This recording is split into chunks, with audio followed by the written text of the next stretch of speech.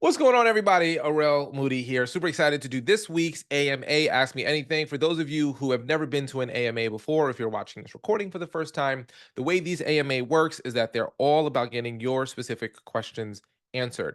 If you have any specific question about an action, something you should do, something with the tool, you're about to use it, you're just used it, you're going to use it, you have a speaking related question, this is our catch all area for you to ask whatever question comes up for you.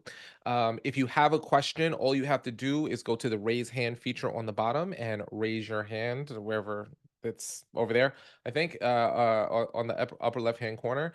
And then we'll go through those questions. These are not defined training sessions. We have a session coming up on this Wednesday, I think. It's this. Oh my gosh, I don't know what today's date is. What's today's date? The 9th, the 11th. Yes, on the 11th, this Wednesday, we are going to be doing a session on teeing up Talkadot. So if you're watching this live or watching the recording, Wednesday at 4 p.m. Eastern, we're going to have some folks come in and tee up who are getting really, really good response rates. So you can see how different people showcase Talkadot. And then we're going to do laser coaching specifically on how to tee up Talkadot so that you can feel most comfortable, so you can get the highest response rate, so that you can feel really, really good using our tool. So that's coming up on the 11th. If you want information about the Zoom and the details, go into our community, log into your account, click on community, and you'll see it right there on the right-hand corner of the homepage. So we're going to ask any questions. I also recommend, by the way, jumping on these calls, even if you don't have a question, because this is a way for you to keep your finger on the pulse of what's happening in the speaking industry. You might get someone asking a question that triggers something for you. Someone might ask a question that is a question that you've had that you haven't figured out how to articulate, but they're going through a similar experience. So this is a place of growing and learning and getting better at what we do.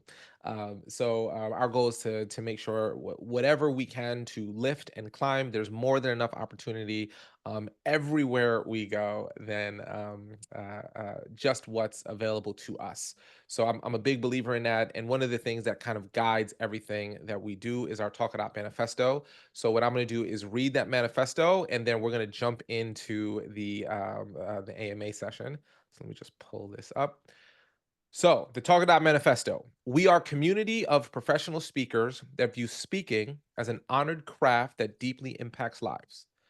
This is a skill that we are constantly care about getting better at and perfecting. It's an infinite game that we can constantly get better at. So that's why we get feedback. We know we're never done getting better.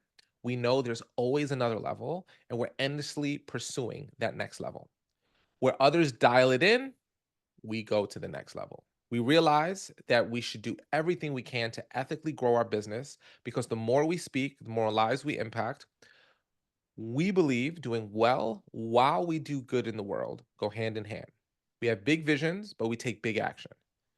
We share our impact with the world not because it's about showing how great we are, but about showing the greatness in the audience we help create. We are constantly perfecting our craft, and we're humbled enough to know there's always more to learn. We have an abundance mindset and know there's so much opportunity in this industry and in this world, so we always lift as we climb. Because of that, we are different. We are unicorns. We are Talkadot. So that's the Talkadot manifesto. This is the soul of everything that we do and what we stand for. So thank you so much for joining me for this AMA. Let's jump into the bad boy. So if you have a question, go ahead and raise your hand, and we'll jump right in. Oh, and then connect with Michelle on LinkedIn. She threw that in the chat there. Michelle, what's going on, girl? Hey, okay. So, two questions. One is directly related to Talkadot. How do you encourage, or would you recommend, if I had speaking events that I don't have any, I didn't have Talkadot back then, what was me? And so and I don't have pictures of the event, right? Mhm. So, because I've been using that format you gave us, that even though if I don't have a Talkadot, I still say, hey, remember me? And I'll drop a picture in. But if I have neither the Talkadot data nor the picture, how would you encourage reigniting, reinvigorating that awesomeness? Yeah, so what I would do is just get a picture that would be easily recognizable of you, right? And the reason why I say easily recognizable, some of us have headshots that have been highly, we had a lot of makeup on and we got a lot of AI touch ups. and that may not be what you look like when you're on stage, right? So like I'm just addressing that. Like I've seen people, and some people have headshots from like 20 years ago and they Yep. don't look like that no more. So just a picture that like if I saw that, I'd be like, I that's you. I know who you are, right? So it could be a headshot, it could be a picture of you on stage speaking, it doesn't matter. And then what I would do is do it as a nostalgic post.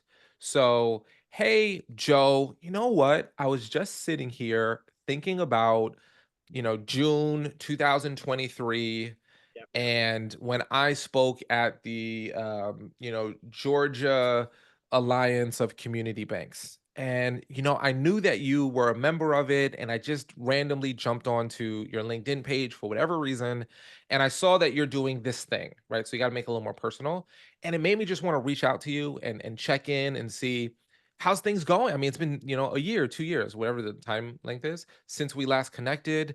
If you remember, I spoke about this topic. How's things going in that area for you? I know this is a random email, but just wanted to touch base and see what's up. So it's like I'm nostalgic for whatever reason, and I'll give you the little like thing. Um, if you say for whatever reason I decided to reach out, I'm not sure why.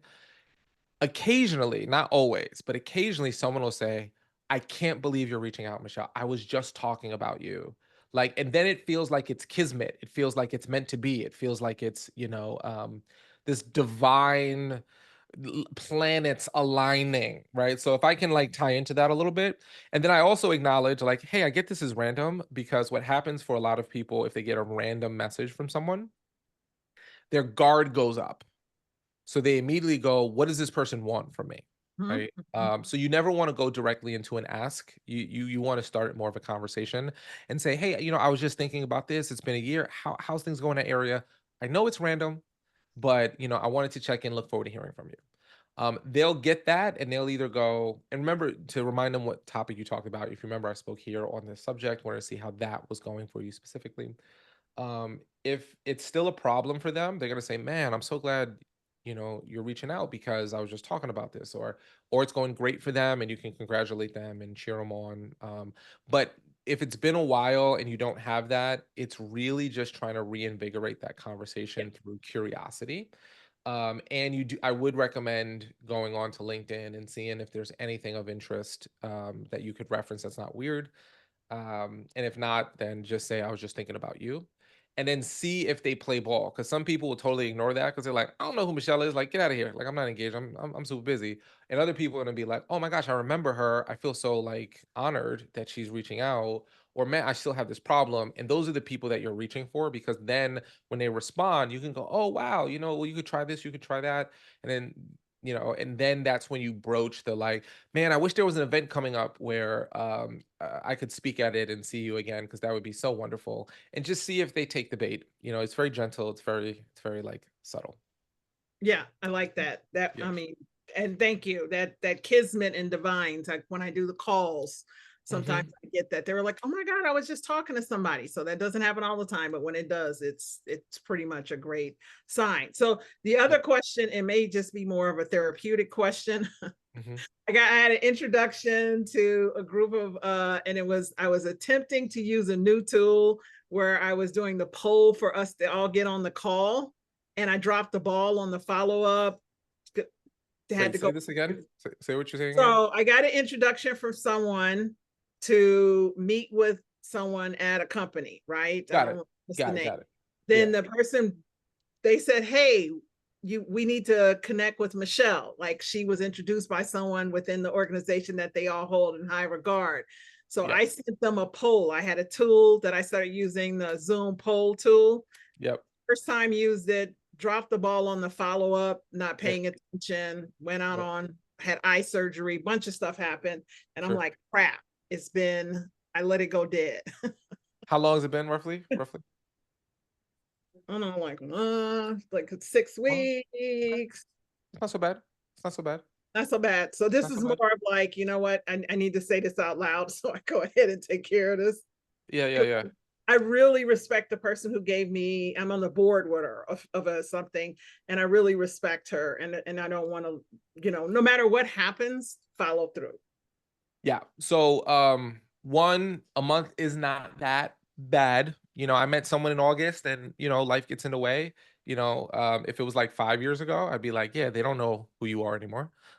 They've forgotten about you. But what I would do in that case is I like to just take it on the chin personally and say, oh my goodness, it seems like we never scheduled that meeting. It's 100% my fault.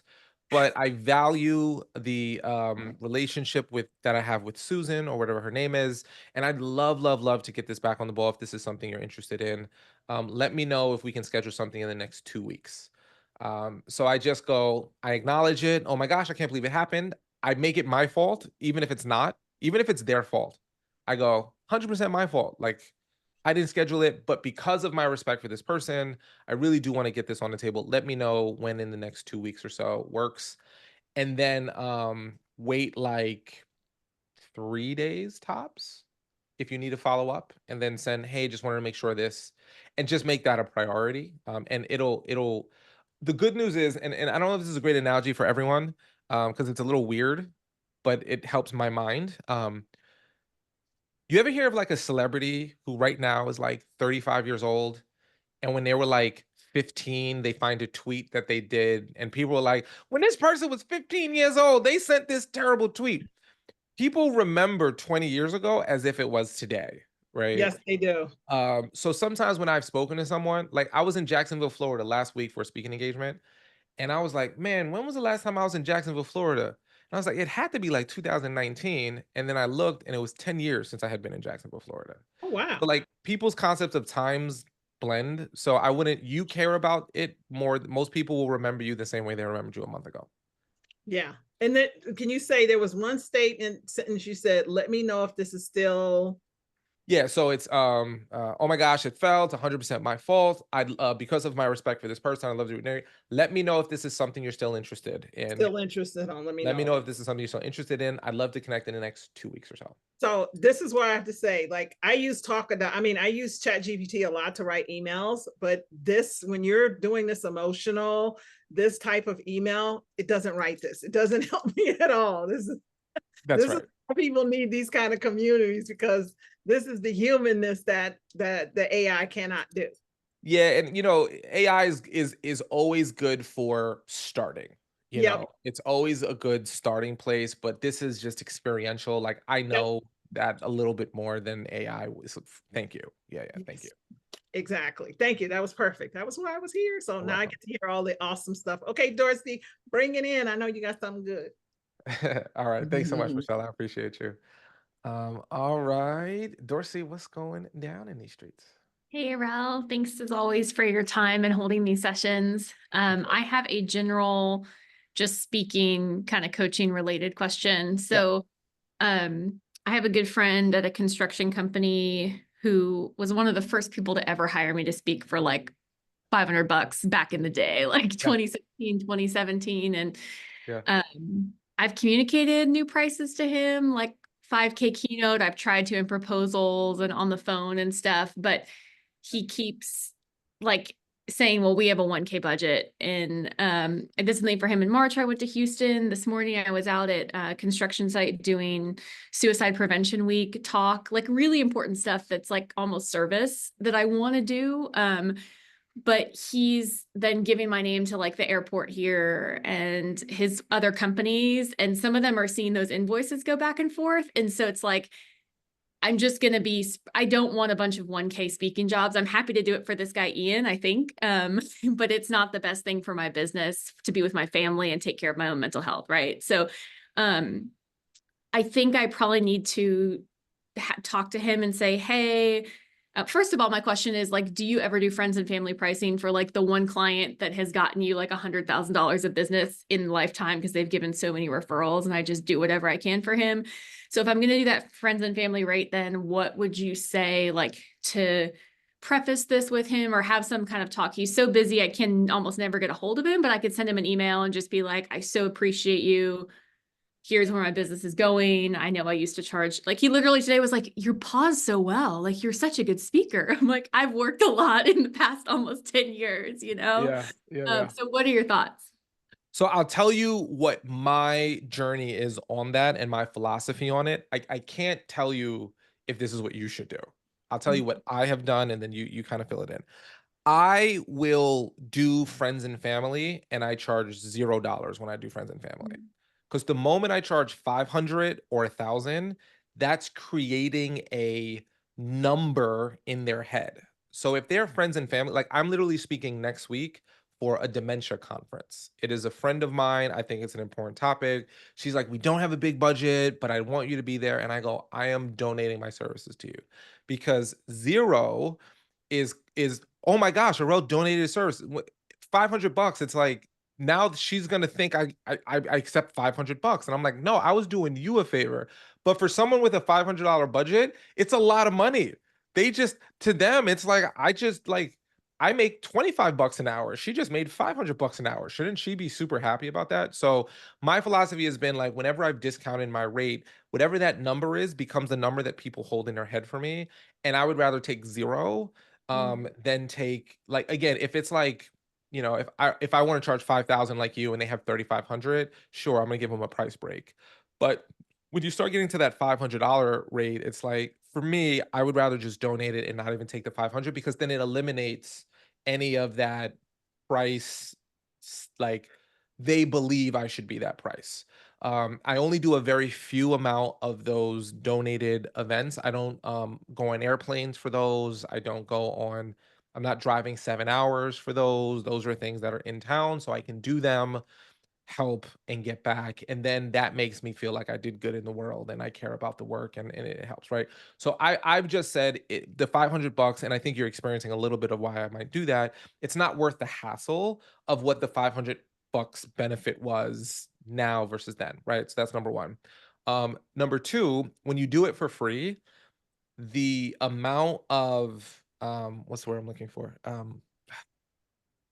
What's the goodwill. Thank you. The amount of goodwill you build with that person is significantly better than the 500 bucks. Like the person I'm going to speak for free, they know that I charge way, way more than that. They're going to be like, so they're going to want to do everything they possibly can to make me happy and to like tell people about it and that kind of thing, right?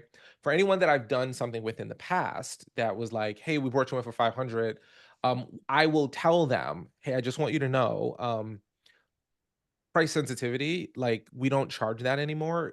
Please don't tell anyone. So I want to make sure I understand this correctly. Is this person telling other people like, "Oh yeah, we got her for 500 bucks." Like, see if she'll is that what's happening? Or when you say the invoices are passing, like what's being passed It's exactly? yeah, so it's a construction site. So there are like 6 different general contractors. There's the airport that they're working for. There's the athletic training staff that's actually coordinating bringing me in. And Yep. so there are a lot of different players that see the Same back and forth. company, same company, different No, department. 6 different, like, so the one company is like my OG client guy Yep. friend, but he's introducing me to like 6 or 7 other people, all with their own companies who could bring me in, but they're all seeing invoices because it's part of the logistics pass back and forth to get ready for the Wait, event.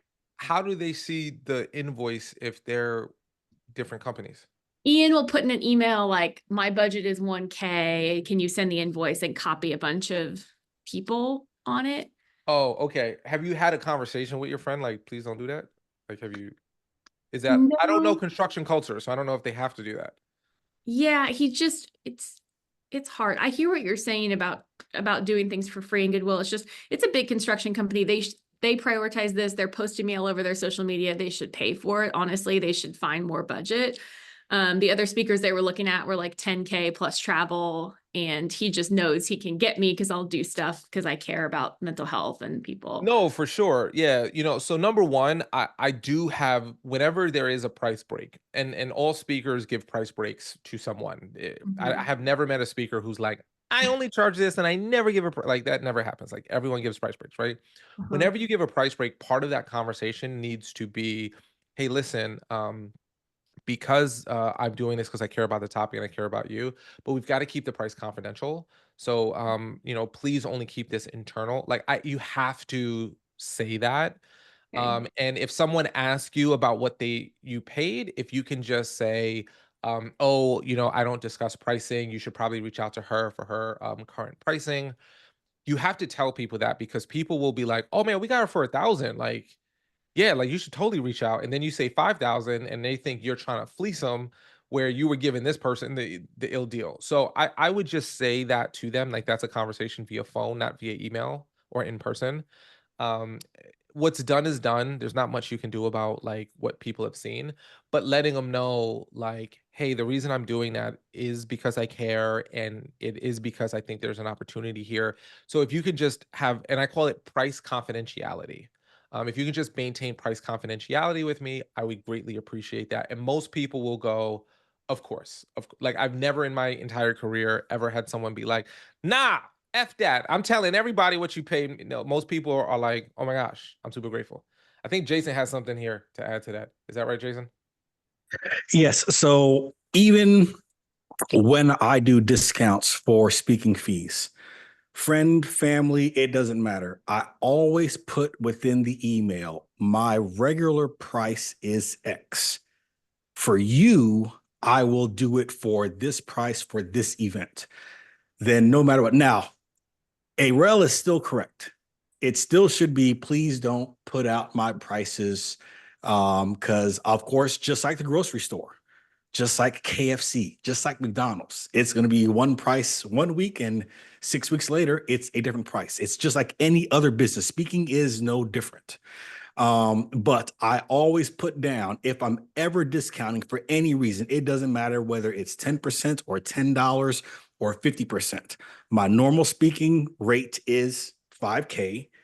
For this event, I'm going to discount 50% to 2,500. It does two things. One, if it does get forwarded, people get to see what the real rate is. Two, it makes them feel like they're getting a real deal, no matter what. Let them see that math of what that is. Yeah, and I gotta, and actually, Jason is brilliant. Was Jason saying? I gotta re-emphasize that on the invoice you send, it should say speaking Mhm. honorarium 5,000, one-time discount of 4,000, total amount due 1,000. Because here's what happens, and this is what Jason's saying is so smart. They go from 5,000 down to 1,000, as opposed to what they might be doing now, which is going from 0 up to 1,000, right? It's a different perspective on how you look at the same number. So adding that to the invoice, because people put discounts on invoices all the time, but if it gets passed, they're seeing what the real number is. So it's really, really smart, Jason. It's really, really, really smart. It's really, This is really smart. awesome. Yeah. I may have messed up this one thing, but I will never make the same mistake again. So This is why we're here. Let me tell you something. The amount of times I have taken things to the chin and got knocked out and got on my feet. The good news is there's a bajillion construction companies. There's a bajillion different general contractors. Absorb the lesson. You'll feel it, and you'll get better because of it. And I think the two things that we said here will, if you want to do the free, that's up to you. If you don't want to do it, you don't have to. But that documentation of it is chef's kiss. Chef's kiss. thank you so much, guys. All right. Thank you, Dorsey. Who's got questions? Because if y'all don't ask questions, I'm gonna just do dad jokes. You're not gonna you're not gonna you're not gonna want me to say how last night I ate a whole bunch of synonyms and I woke up with the sorest throat. So if you don't ask questions, I'm a dad joke it. Y'all better. I'm just letting you know. It takes me 10 minutes to walk from my house to the bar, but it takes me 45 minutes to walk from the bar to my house. The difference is staggering. Oh my gosh. All right. I'm just gonna throw in some stuff just to change it up.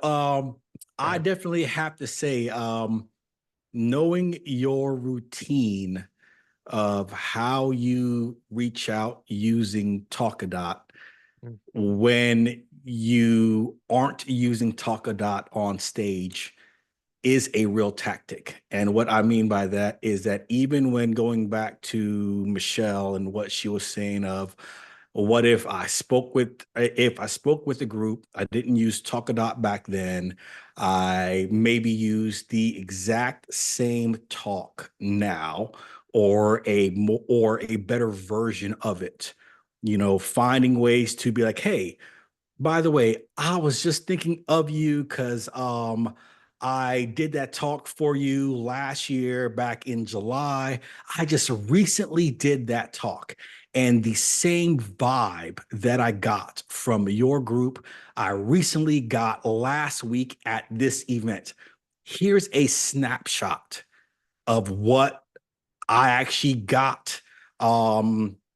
scored on my talk. So just wanted to forward this to you because I find it's still relevant today. But finding ways to, like, you know, create your what am I doing with Talkadot.info. There's even, I recently recreated. Now we should be doing one sheeters. You know, we should have the one page abstracts. I've recently done a talk titles page that is 3 pages, but I get asked so many times, what do you speak to, Jason? And to make it easy, I'm trying to pull it up now, and then hopefully I can share screen. The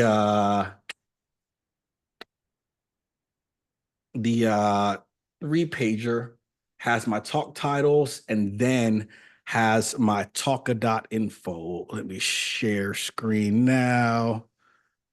Which one? This one here. That's correct. Okay, so can everyone see that? Yes. Okay, so it'll have on page 1 my contact info, speaking topics 1, 2, 3, 4, some testimonials. At the bottom, I'll have a few places that I spoke at. And then my session styles, it can be done from 30 minutes to multi-day sessions. Page 2 is just a continuation. Now, I would probably stick with 3 to 4. I have 7. Don't mind that. Just stick with 3 to 4. Third page, though. Third page is where I then take Mm. the talka.info and put it into that third page. So even if it was per se a one pager, let's say it's just printed on 2 sides, it's still technically a one pager. It's just printed on 2 sides.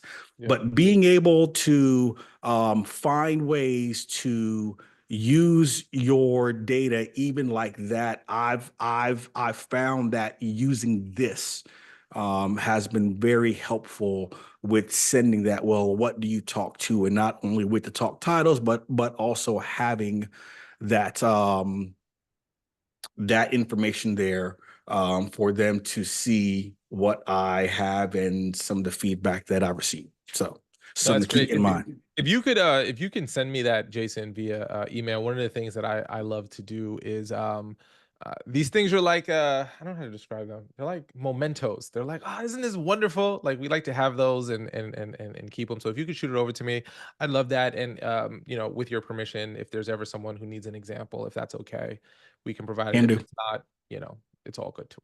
Yeah, all good too. I Thank you, have a brother. question. Yeah. Jason, did you I- create that in Canva? Or is that someone created that for you?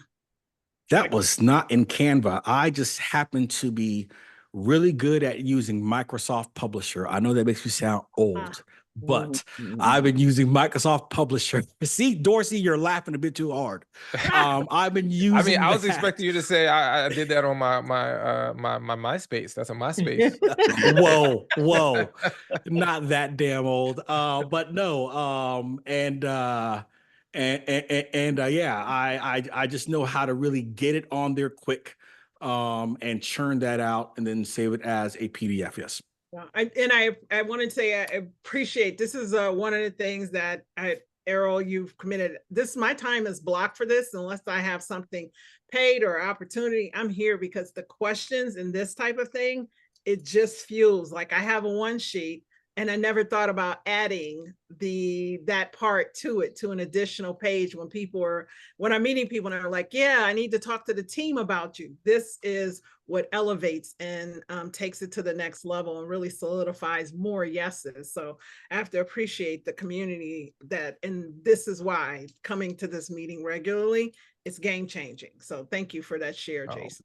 Yeah, no, and that's one of the things that I love so much about the lifting as we climb. It's that there's so many smart people in this group, like way smarter than me in so many different areas, and folks sharing and presenting, and it's really really cool to be a part of it. So thank you, Michelle, and thank you, Jason, for sharing that. You delayed the dad joke, but you didn't stave off the dad joke. I got another one for you. You Oh, delayed it the other day. This is a terrible one, actually. The other day, I got fired from my job at the bank. A woman came in and asked me to check her balance, so I pushed her. jeez. That's not a good one. That's actually terrible. That's terrible. Sorry. All right, Have- I'm gonna stop. Oh, you said you want one more? Okay, Rain, No, I I got said I you. have a question. Oh, you have a question? Okay, before you ask that question, let me tell you one more of these jokes I got waiting for y'all.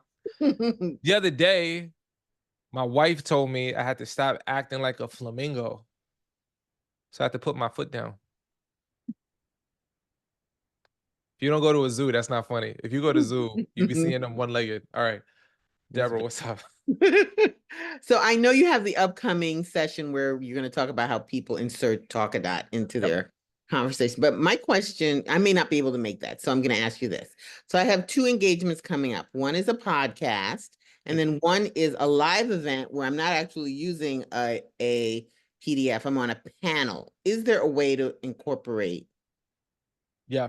So, are you familiar with the lock code function on Talkadot? The lock code. I'm gonna show it to you.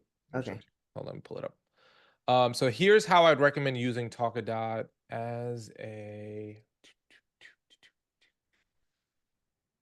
Okay. So let me share my screen here. So what I would recommend doing is when you go over to your code section here, create like a code that's like podcasts as an example, right? So create a code that's just for podcasting or just for that particular podcast, right? So let's say the name of your podcast is Dad Jokes for Speakers, right? So I might make my code Dad Jokes, right? And it's just for that, and I'm never going to use it again. Then when the talk comes in, what you would do is click on these three dots, go to edit event, and then go down to advanced settings. And then you would choose, in this case, podcast, right? You would hit podcast and then hit save changes, right? Mhm. Now, the first thing that that's going to do is you'll notice that there's a lock function next to the code.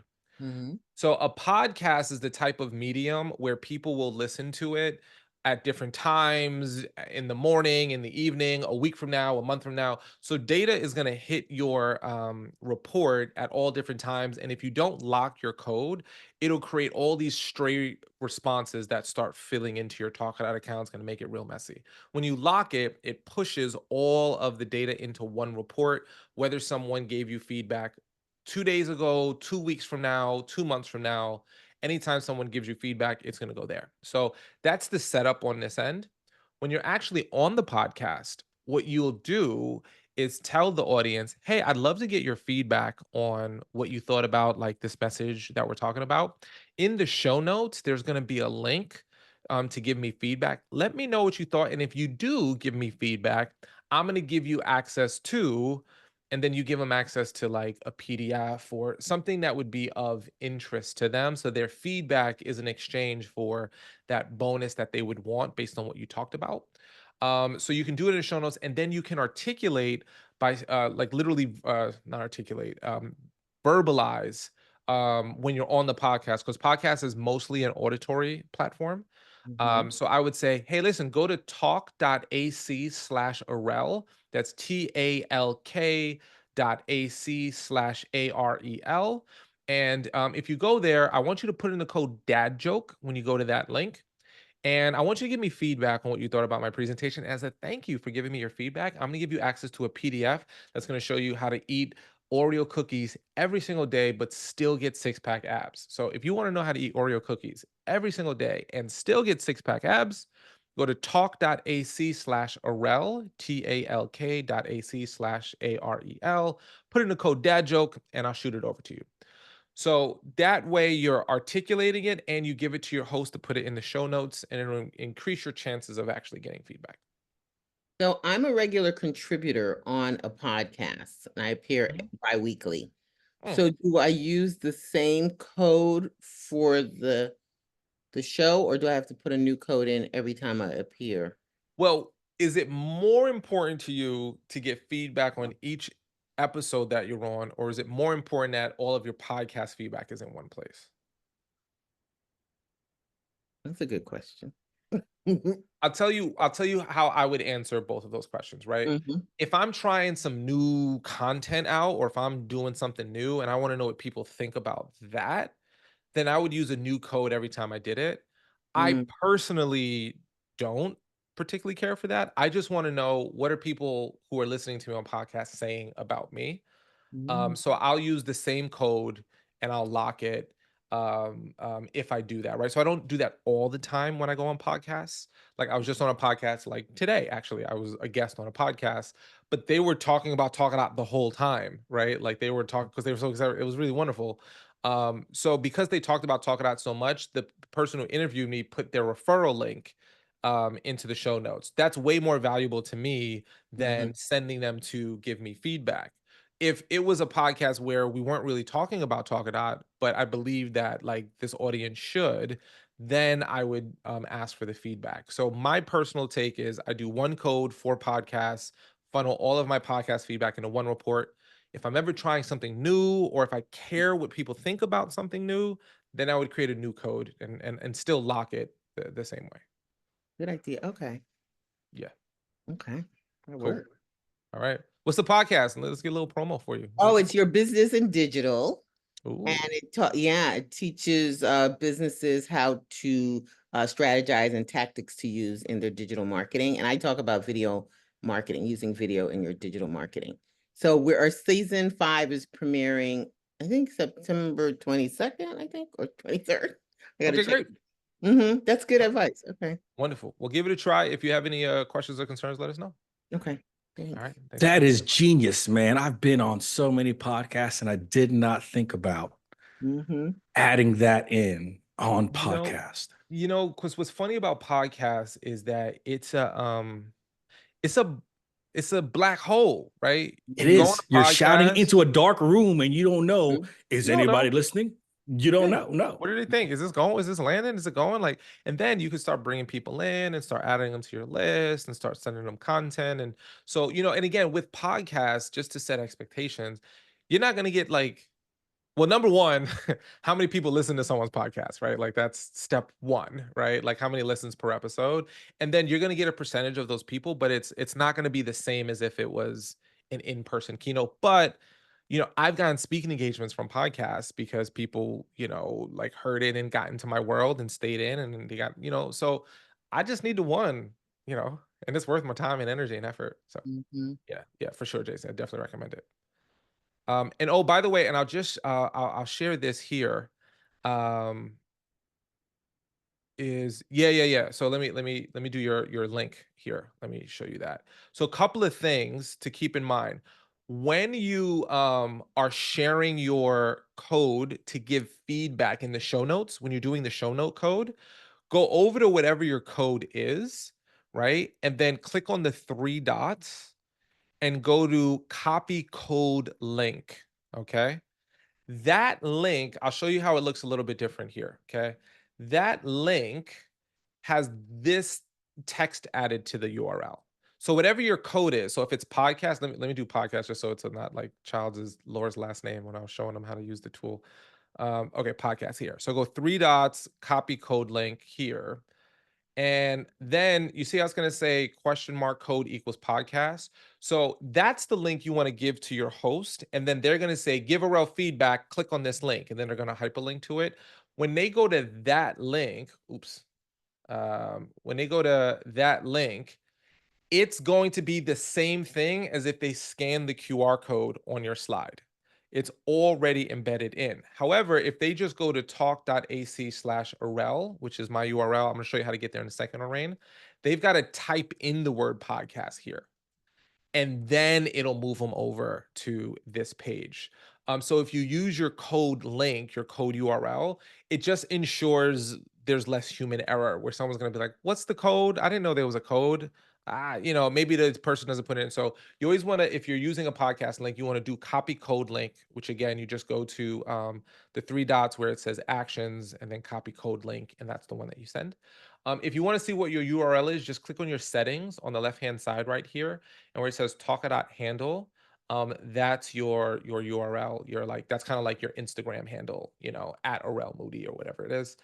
So this is your generic link. So if you tell people to go here, then all they have to do is manually enter in the code. So if I was verbalizing it, I would say go to talk.ac/Aurel, because I'm not going to say go to talk.ac/Aurel code equals podcast. Please type that into your browser. Like, it's too much verbally to say. But this is a short link and it's short on purpose. And then people can type in the code, but then when they give them the URL to embed in the show notes, do the copy code link. You'll be good to go. Cool beans. Orain, does that answer your question? Where it is? It's in your No, show. I had the question, then I found it, so I was just kind of sharing it with Oh, you had it. I thought you were asking. I thought you said, does anyone? Okay, sorry, I misread it. Thank no you. problem. All right, I got you back. Michelle, what's up? Yes. So as we were going through this, I went on to go through to create the podcast code. So I'm like getting into action right now. And just a thought. What are the questions? So it says ask a custom question at the end of your feedback form. So just wanting to know, what have people found to be successful types of questions to add at the end of that feedback form? It's not anything I ever thought about inquiring. So for certain groups, I ask for their mailing address. I've been doing a campaign where I'm sending postcards to people like every month, right? So I don't do that with every client. But like if I know, all right, everyone in that audience, this is a fertile soil. Like, if I'm speaking to ASAE, for example, like American Society of Association Executives, I'm like, everyone in that room is a potential client. I'm going to say, hey, do you want a gift in the mail? Give me your mailing address and I'm going to send you stuff. And then when we have all those mailing addresses, they get a postcard once a month. Once every 2 weeks for the first like 4 months, and then once a month for the rest of the year. So this is something I'm trying out because I did postcards like 2 years ago, and it was the tail end of COVID, and the postcards worked really well. Yeah. And now that we're like completely out of COVID, depending upon who you ask, but we all walk around, like we're done with it. I want to see if postcards like using another form of medium would be effective. So if I think like I'm going to do a mailing, I'll ask for their mailing address. I'll also ask something that might be specific for that particular host, right? So for example, I might say something like, if I knew my host said to me in my pre-event call, as an example, it's really important to me that the audience takes away at least one action item from your keynote. Let's say my host said that to me. I go, cool. So I would put as the custom question, what is one action item you will take because of today's keynote, right? Got it. Then, and I'll share this just because not everyone knows about this. It's a little thing that we added. I just want to make sure everyone knows. When you go to your code and you set it up, when you go to your custom question here, Yes. you now have the ability to make the custom question visible on your public report. So if I type something here and then do that, when I share that report link, the answer to those questions will now show up on my public report. So if I say, what's the one thing that you're going to take? And then everyone answers it, I can share this to my report and be like, look at all these steps people are going to take. Isn't this wonderful? And they're going to be like, yes, this is why we pay you the big bucks, Michelle. That's wonderful. Or if I was working with a group and I wanted to, I could ask a question like, would you like to additional training That's on right. this subject matter? That's right. What additional training would you like on the subject matter? And then I can send all that over and they'll be like, yeah, we got to bring you back, Michelle. Okay, great. 100%. Yeah. And one of the things that I've done too, I also do curiosity questions. So for example, what else about leadership would you like to hear covered? Or what questions do you have about this that weren't answered. Because sometimes I'm looking for ideas on what I'm doing next. Like, I want to go where the puck's moving, so not where I am. So sometimes you can ask that, or you can say, hey, I haven't done this, so I can't say it will work. I always like to like preface it when I don't know if something has worked for me. But I might say something like, hey, I also do a talk on X. Is this something you'd be interested in learning about? And then if everyone says yes, you could be like, hey, let's do that talk, right? Like that could be something you could test and see if it works. I'd have to test it first before I felt confident saying it works, but it's on the table. Yep. Okay. That's great. Thank you. Cool. All I right. have part two to my question about if you're doing an in-person event, but there's Yeah. no PowerPoint. Is there a way to? Yeah. So if I'm doing a talk and there's no slide, right? Right. And I'm gonna just say it like a radio ad. Okay. Everyone pull out your phones right now. All right, everyone take out your phones. I want you to open up your browser. Don't go on Instagram. Open up your browser. Don't go on TikTok. I see you. No, don't check what happened with the Olympics. Go to your internet browser. And I want you to type this in right now. Talk, TALK .ac/Arel, AREL. That's TALK, talk.ac/Arel. I want you to go there. It's going to ask you to put in a code. I want you to put in the code Oreo cookie. Okay, put in the code Oreo cookie. Give me your feedback. And as a thank you for giving me your feedback, I'm going to show you how to eat a whole sleeve of Oreos every day, but still have six-pack abs as my little thank you for giving feedback. So I'll repeat it a few times. And I like to pantomime with my hands in case anyone's looking at me. So go to talk.ac. Sometimes it helps people. You don't have to do that if that's not like comfortable. But I would just repeat it like at least 3 times, not just once, not just twice, but at least 3 times. And then, again, you might not get 80% of the audience to do it, but 10, 15, 20, 30% is still significantly better than 0%. Yeah. Or you could do what Michelle does, which you can cut out your QR code on a piece of paper and put it on everyone's desk, which Michelle does, which I've seen her do it. It works. So, if you want to go analog, if you have printing materials that you give worksheets to people, you can just print the QR code onto your worksheet, like on the upper right-hand corner or on the back of it, wherever you want to put it, and then just tell people, go to the last page, scan the QR code. So some people have handouts, some people don't. Some people don't mind like, cutting up little squares with the QR code and it say scan me and putting them on the tables, but those things work as well. But I personally um, will probably forget to print stuff out and cut it, like I don't have that brain. So I'll verbalize it in that case. But I try my best to tell, even if I'm not using slides, I would still tell my host like projector slide deck, because they're gonna have one anyway, like, or they could get one typically. So, and I would just throw up like a main slide. So my main slide looks like this. Yeah, I don't know if, yeah, I'll show this. Yeah, it's fine. I don't think it's a big deal. So like this is the group that I just spoke to before last week. So I always do my title, a picture of me, my name, and I always put my client's name on the slide. Always put my client's logo, excuse me.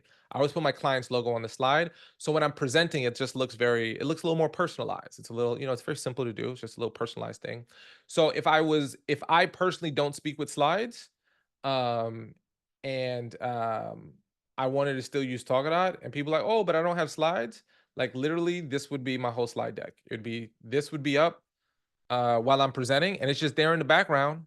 You know, I'm telling them what I'm talking about, and then when I'm comes to the end, I'm like, all right, y'all, let me know what you thought about today's presentation. Scan this QR code and give me your feedback and blah blah blah. Thank you so much. If you like this presentation, I'm Arel Moody. If you disliked it, my name's Jason Brooks. You have a good night, and then I would hang up. Right, like that's what I would do. So I would just create 2 slides. And you can't have just your Talkadot slide up the whole time, but I would create like a title slide and then the feedback slide. And that's it. So again, if that option exists, if you don't personally present with it, giving you more than what you asked for, hopefully it might be helpful to someone who's listening.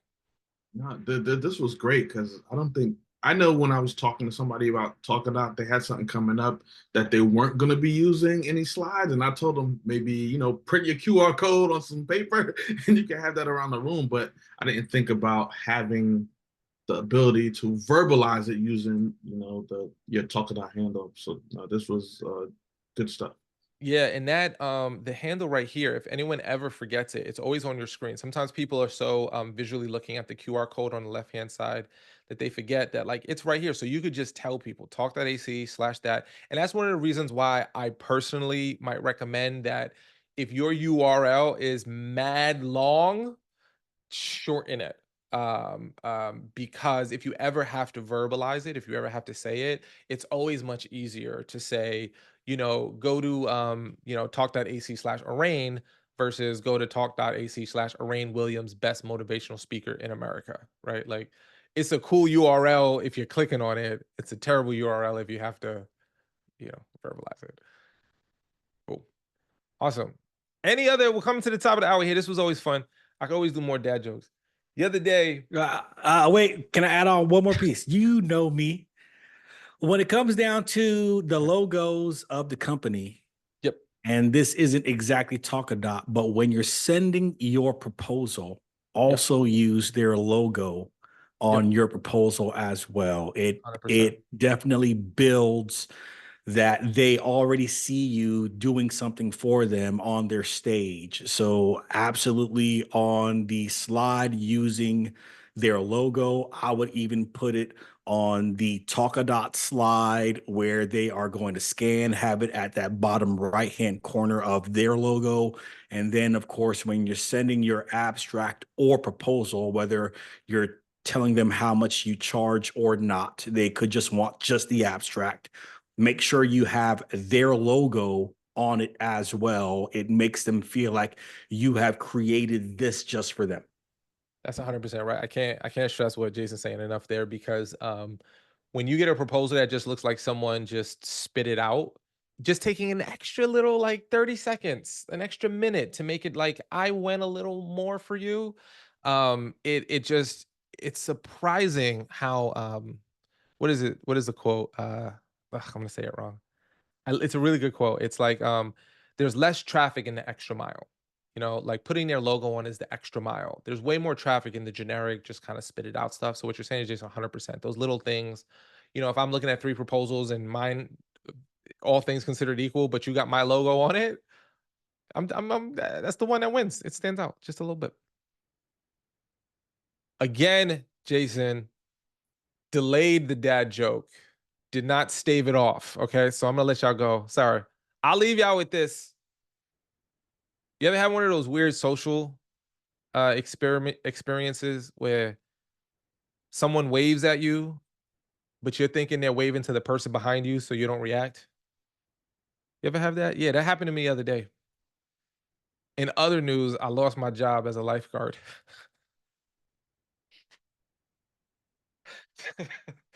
These I had two terrible.